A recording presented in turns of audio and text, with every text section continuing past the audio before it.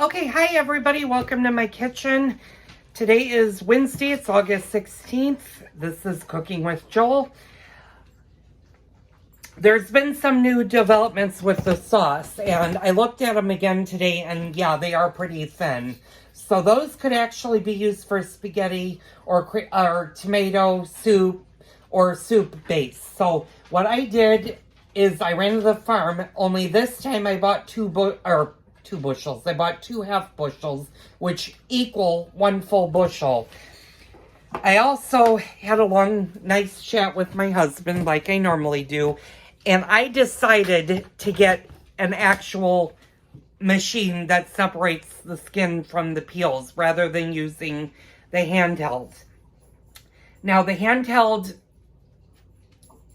machine that I used in the tomato sauce video will work in a pinch. It's just a lot of work, and it's very, very time consuming when it comes to using that kind of a product.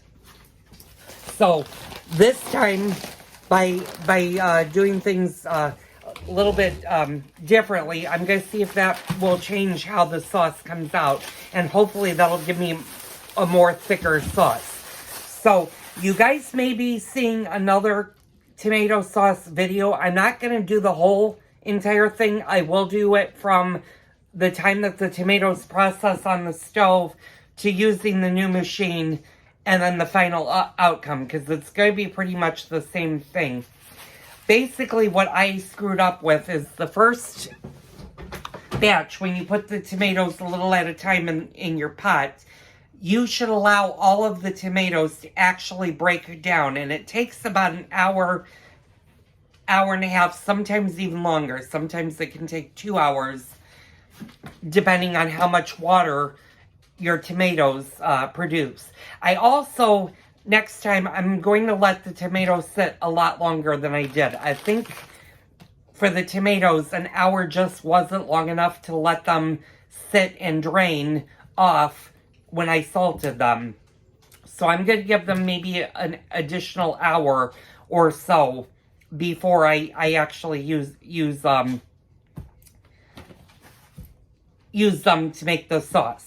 So I am going to take most of this this bushel and make sauce out of them. I was going to do some more peeled tomatoes, and I may pull some tomatoes out from that. I do have 15 jars of peeled tomatoes, which you might be thinking, oh, that's quite a bit of peeled tomatoes. Well, you'd be surprised at how many recipes you'll use peeled tomatoes in, and I'll go through that 15 relatively quickly. So, that was just a little update on the tomato sauce. Now, before we get into the cooking and what I'm going to do today, there's also a new development. I swallowed the pill. No, I bit the bullet. There we go. And I decided to get a new video camera for my vlog.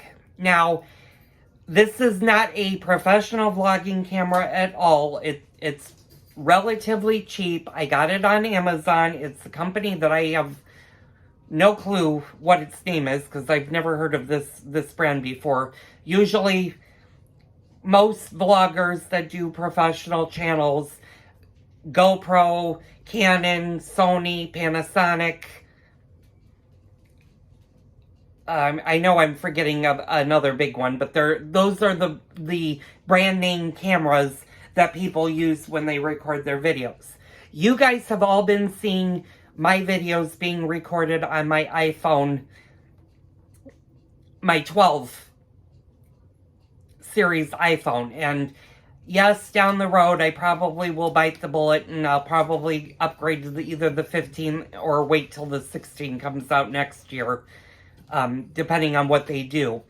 But I did get an 8K HD, Ultra HD camcorder, and we're going to see how that works. If it works enough, I'm going to start to pull back from my iPhone, where I'm not using my iPhone as much, or actually use the iPhone and the camcorder in conjunction to give you even better videos.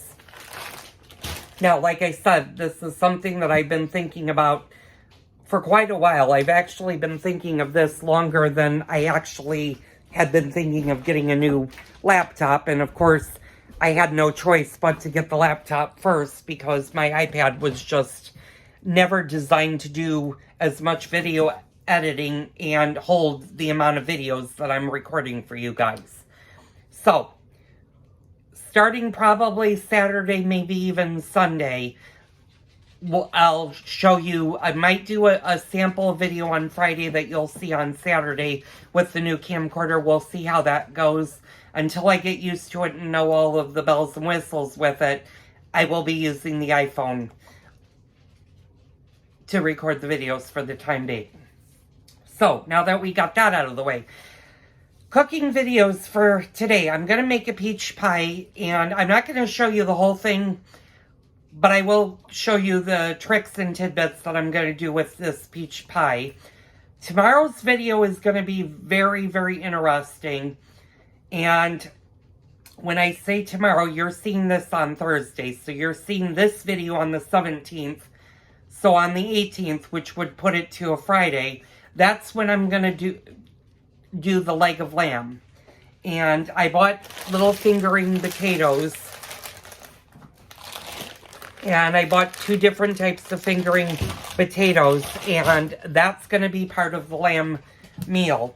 Now you might be asking yourself or question, why am I making a leg of lamb? Because it's not a holiday or anything. Well, sometimes throughout the year, my husband and I do crazy things. And I just felt like a leg of lamb would be good.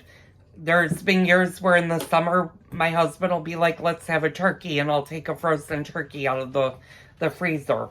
Speaking of turkeys, about the end of October or the very, very beginning of November, and I know this is way out, I'm going to give you guys things to start thinking about of when you want to start making your list and purchasing your food for the holidays. But we'll get into that in November. So, anyway, let's get started with the peach pie. I got all my peaches over here. Same principle of the peach slices. You need to boil them, peel them, pit them, cut them into nice slices, and then put those off to the side. Now this time, instead of making a homemade crust, which y'all, if you've watched the peach slice series, you know how much trouble I have with the crust. I decided to go the easy route, and I bought a pre-made pie crust that I can just roll into the pie sheet and roll on top. And I got this at my local Aldi's store.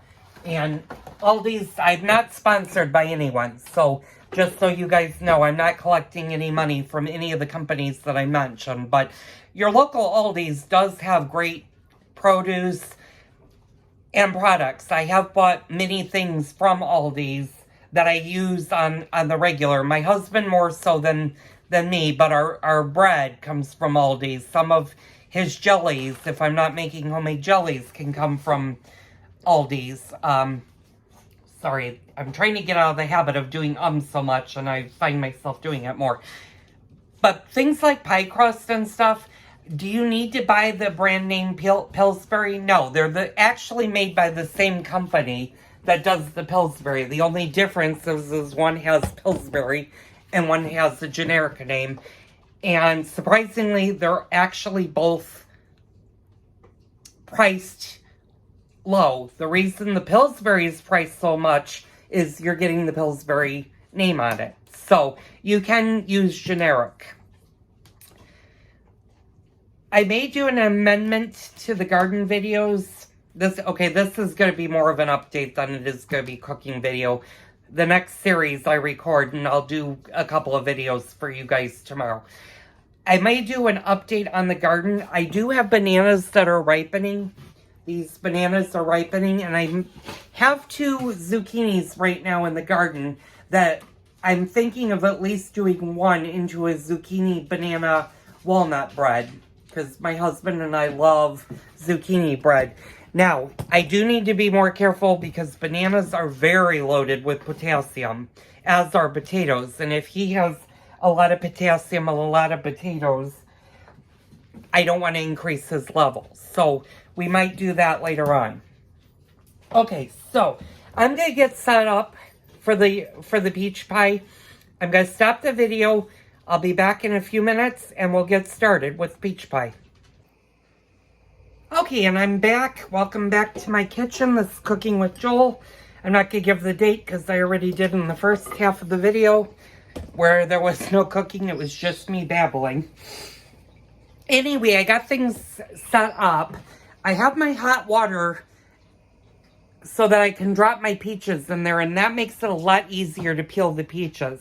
Now I need to decide what kind of pie plate I want to use, and I'm leaning towards my enameled red one versus my clear one. And the reason I'm doing is my enamel one is a little bit deeper of a pie dish than my grandmother's round ones, and these are very old. These are actually treasures because this is actually the pie dish I make our pumpkin pie for Thanksgiving, and I'll do a video on that when that time comes. But before we get into the recipe, if you're like me, I don't know if you're like me, but I have a habit of collecting cookbooks, and I have quite a few cookbooks. I have all of my grandmother's old cookbooks, and then I have some that I purchased for myself. So this peach pie recipe that I'm going to be using is from this Joy of Cooking cookbook, and I think it's still in print. I think if you either go on Amazon or you go to your audiobook, if you have an audiobook, or you go into any bookstores, although they're few and far between now if you can find a freestanding book. But this is the Joy of Cooking, and it has the peach pie, and it makes 1 9-inch double crusted pie, and that's what you want to do for the pie. Now this, like I said, is going to be pretty much the same as the peach slices. The only difference is this is going to do the pie in the round versus the pie in the in the sheet. So I'm just going to wash out my pie things. And like I said, if you watch the tomato sauce, I had talked about how to keep your basil fresh if you keep it in the kitchen. And every day what I do is I take this little cup of water, I dump it out, and then I fill it with fresh cold water every day. And that'll keep your basil nice and fresh for when you use it. So, I kind of should have done this part first because I actually have a bowl of cold water on the other side of the sink. And if you're scattered brain like me, sometimes you don't think of those things until it's too late, and then you're like, well, why didn't I wash first and then have the bowl second? But we make do. So I'm just going to dry out my pie thing. And you don't need to do anything with this for right now. You need to work on the peaches first. And like I said, I've already done a video on how to peel and pit the peaches. So I'm not going to bore you with a second video of that. If you are unsure of how to do that, or the best way to do it, go back and watch the beginning of the peach slices, and I explain how to do all of that. So I'm just going to let my water boil. And you might be wondering, does the water have to be a full rolling boil when you drop the peaches in?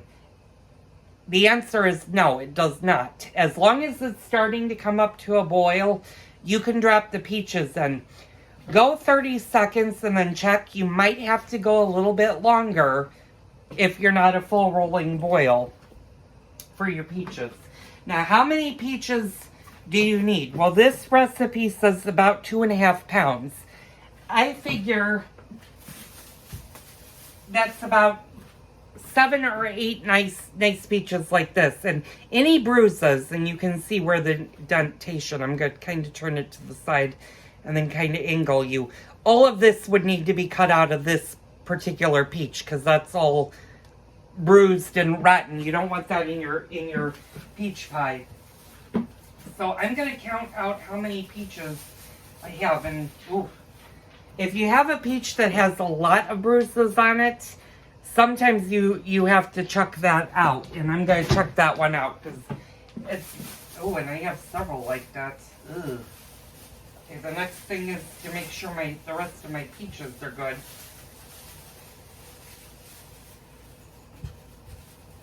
And unfortunately, I just got back from the farmer's market, but I neglected to look at my peaches first, so I didn't see how many are rotting in here, and there's quite a few that are rotting.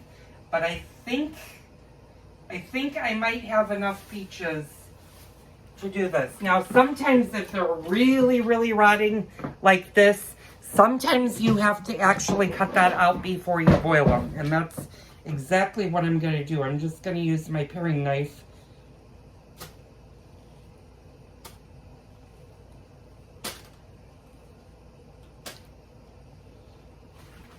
And I'm just going to drop that in. Now, hopefully the rest of these will be okay. And I'm going to actually do these all at once. I'm not even going to stop and peel.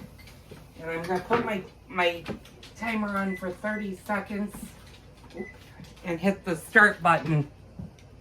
Sometimes, unfortunately, you have to do that, and it's getting kind of late in the season for peaches. You could still get peaches probably through the middle of September, but you're getting towards the tail end of the peach season. About the middle of September is when the apple season would begin. So I'm just gonna let these boil for a few minutes or a few seconds. Okay, that was 30. I think we need to go maybe another 15. Because like I said, my water wasn't fully boiling.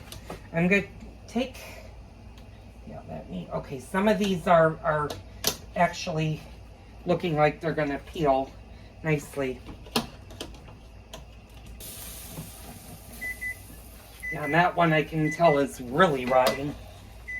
Okay. And what I'm doing over here, and I'll show you, is I just am dunking them in cold water. I'll turn that off so you don't hear that. Once that's all done, you can shut your water off on the stove and dump that. If you have a dual sink like I do, you can go ahead and dump that. Just let your peaches sit in the water for a few minutes to cool down so that they stop drinking. I'm really having a field day with my speech today. Your peaches aren't drinking. What they're doing is they're cooling down and stopping the cook. Well, I can tell you right now, this is going to be a fun, interesting video if I can't get my lingo straightened out.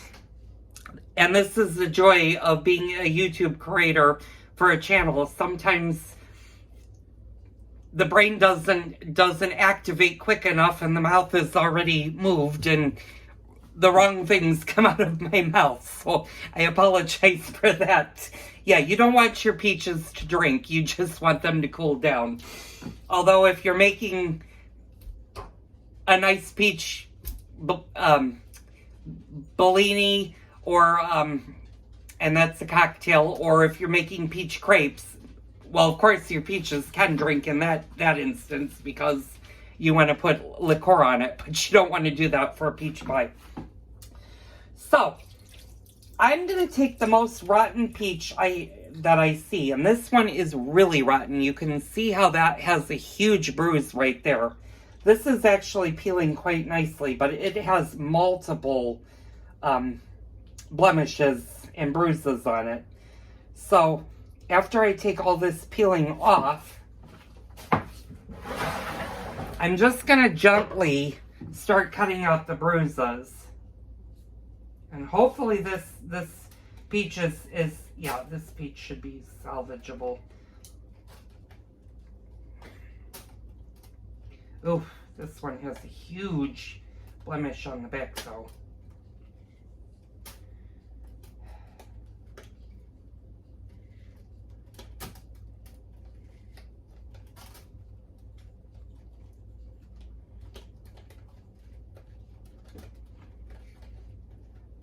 It's also a very juicy peach. Yeah, I can tell this peach really is bad. If you have a really bad peach, you just want to be as kind of as good as possible with it. You don't want to squeeze it too hard and ruin, but yeah, this peach is literally disintegrating in my hand. So you can still use the peach. It just may not be the best peach to use. So I'm going to go ahead and peel and pit the rest of my peaches. I'll be back to show you the next step.